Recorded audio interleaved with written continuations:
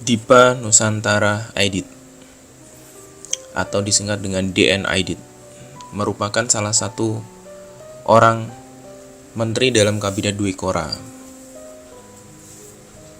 pada pemerintahan Soekarno. Pada saat itu juga dia juga menjabat sebagai Ketua Sentral Komite Partai Komunis Indonesia atau PKI. Aidit dianggap menjadi orang yang paling bertanggung jawab pada gerakan 30S PKI pada tahun 1965. Penangkapan DN Aidit dilakukan pada tanggal 22 November 1965 pukul 11. Aidit diciduk di tempat persembunyiannya di dalam rumah Kasim alias Harjo Martono di Kampung Sambeng, Solo, Jawa Tengah. Perwira TNI yang berhasil menangkapnya bernama Yasir Hadibroto. Yasir Hadibroto adalah kolonel yang ditugaskan pada operasi Dwi Kora di tengah-tengah konfrontasi dengan Malaysia. Yasir dan pasukannya disiagakan di sana dalam rangka operasi pendaratan ke Malaysia. Namun nyatanya mereka memang tidak pernah menyerbu ke negeri jiran tersebut. Yasir diperintahkan untuk kembali ke Jakarta pada saat itu. Oleh Soeharto, Yasir ditugaskan untuk mengejar Aidit.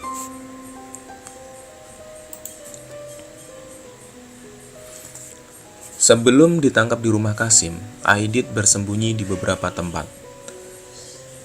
Dalam perjalanannya, Aidit dari Jakarta menuju ke Semarang untuk mengadakan rapat, konsolidasi, dan koordinasi dengan pimpinan PKI yang ada di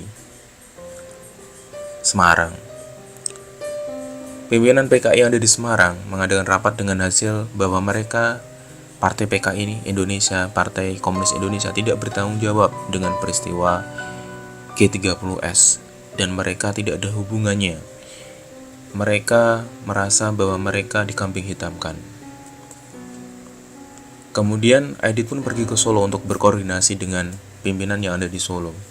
Namun pimpinan PKI yang ada di Solo menolak kehadiran Aidit dan menganggap hasil rapat di Semarang itu tidak diterima oleh mereka.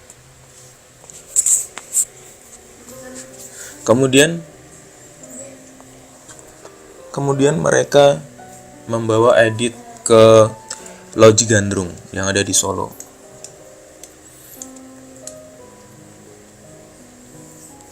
Saat berada di rumah Kasim, sebenarnya Aidit memiliki peluang untuk melarikan diri. Sebab saat penggerbekan pertama yang dilakukan di rumah itu, tentara tidak mendapatkan hasil apapun. Aidit tidak ada di sana. Bahkan ketika rumah Kasim diobrak-abrik, harusnya tetap nihil. Tentara sempat berpikir Aidit telah berhasil melarikan diri. Namun pihak intelijen bersikeras bahwa Aidit masih ada di dalam rumah Kasim. Akhirnya Kasim pun dibawa ke markas tentara untuk diinterogasi.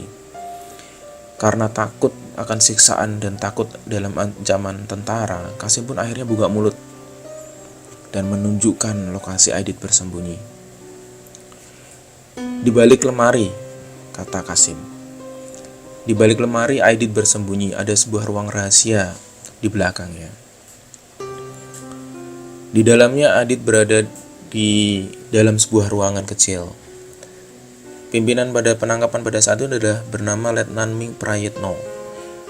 Kemudian dia bilang kepada Aidit, keluar dari tempat persembunyian atau saya bakar, itu katanya menggertak. Seperti yang dikutip dalam buku Bakri Tianlian, Bung Karno Antara Mitos dan Realita, halaman 153. Merasa terdesak, Aidit pun bersuara di balik persembunyiannya. Ia lalu membuka pintu dan keluar dari lemari. Aidit yang bertubuh pendek dan berkulit bersih itu pun kembali menggertak Letnan Ming Prayitno. Saya Menteri Koordinator, utusan Paduka Yang Mulia Presiden Soekarno. Saudara mau apa? Balasnya menggertak. Mendapat gertakan dari Aidit, Letnan Ming Prayitno pun sempat kecut dan menjawab pelan. "Saya hanya menjalankan tugas untuk menangkap saudara," katanya. "Baik, tapi saya diperlakukan sebagai Mengko," jawab Aidit dengan tegas. Aidit lalu dibawa ke loji Gandrung. Di sana sempat ada seorang mayor yang ingin mengoper alih penangkapan Aidit. Namun permintaan itu ditolak oleh Komandan Brigade Mayor Jenderal Yasir Hadibroto. Sesuai perintah Soeharto, Maijen Yasir Broto memerintahkan anak buahnya untuk mencari sumur tua yang kering. Kemudian setelah sumur tua itu ditemukan, Aidit dibawa dan juga beberapa regu tembak di sana. Sumur tua itu berada di tengah kebun pisang yang sangat lebat, jauh dari pemukiman penduduk. Saat itu Aidit sudah tahu bahwa dirinya akan ditembak mati. Namun dia masih berusaha untuk menggertak. "Tahu kamu artinya seorang Mengko? Seorang wakil ketua MPR. Apa ini sumur? Untuk apa?"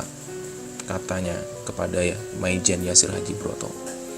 Namun gertakan Aidit kali ini tidak berpengaruh.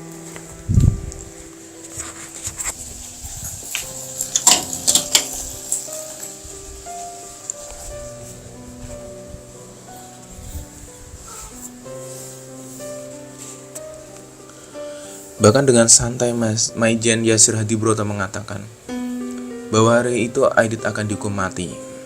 Ini tempat seperti para Dewan Jenderal dihukum mati. Mayatnya dibuang ke dalam sumur lubang buaya. Merasa ajal sudah dekat tiba, Aidit pun meminta untuk berpidato kepada Yasir Hadibroto. "Jangan tergesa-gesa, saya mau pidato dulu," katanya. Setelah 10 menit berpidato yang diakhiri dengan teriakan, "Hidup PKI!", Aidit pun akhirnya ditembak.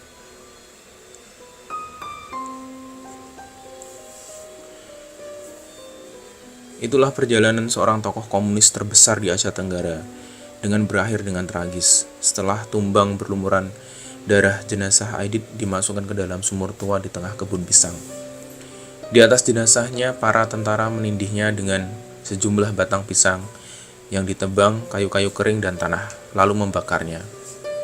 Hal ini dimasukkan untuk menghilangkan jejak Aidit. Sejumlah tentara yang dilibatkan dalam penembakan itu berjumlah 4 orang, ditambah 2 kopral dan pengemudi jeep. Saat itu tidak ada yang tahu bahwa Aidit akan ditembak mati oleh tentara. Maijen Yasir Hadibroto selalu merahasiakan eksekusi tersebut. Bahkan dia melaporkan bahwa abu di atas sumur hasil pembakaran kayu yang ditumpuk itu sebagai jenazah Aidit yang telah hangus terbakar.